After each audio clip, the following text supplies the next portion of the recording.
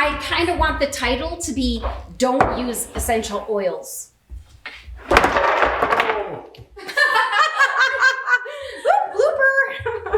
Oh, man. Hi, everybody. It's Jules from Simple Body.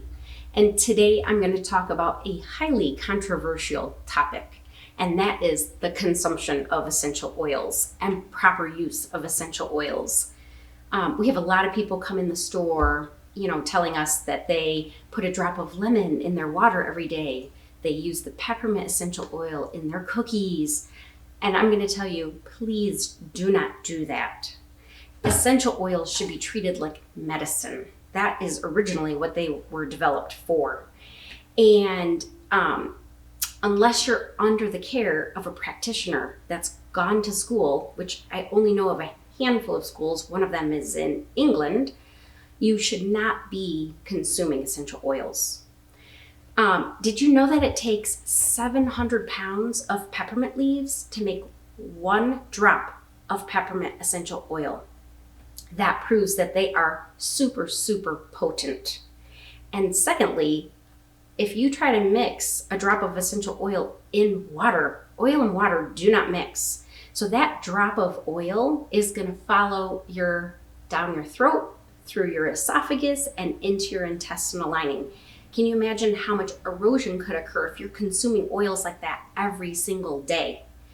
The other thing I want to talk about is using oils around your pets and your children. A lot of people want their houses to smell great, and especially around the holidays, and they burn their diffusers for 8 hours at a time. They burn diffusers in their children's rooms, etc. And I'm here to tell you that you shouldn't be diffusing them for that long.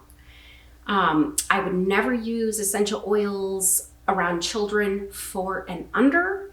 You can end up causing early allergies. Their lungs are still developing. There are all kinds of complications for life can happen if you're diffusing oils in your children's rooms, especially for that period of time.